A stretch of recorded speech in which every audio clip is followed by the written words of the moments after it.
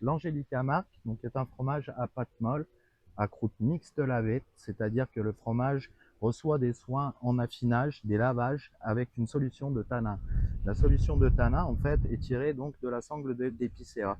La sangle de l'épicéa nous permet de donner une note boisée au fromage.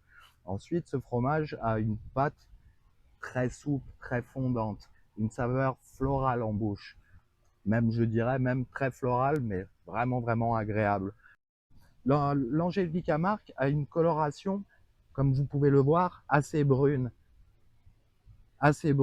qui représente vraiment les tanins de la sangle. Ensuite, nous pouvons voir une légère pousse de champignons, d'où le fromage croûte mixte lavé. L'Angelica Marque aussi, c'est important de le noter, est quand même le fromage qui, à mon sens, représente tout le savoir-faire de la fromagerie de l'Île aux Grues. Tout le savoir-faire de la fromagerie de l'Île aux Grues est concentré dans ce fromage.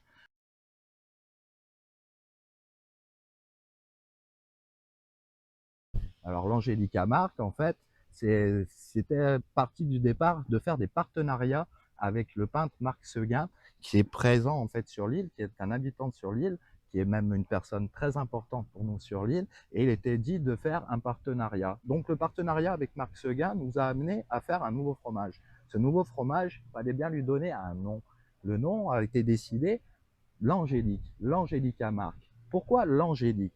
L'Angélique, en fait, est une plante présente sur l'île, assez présente sur l'île, connue pour ses vertus depuis plus de 300 ans.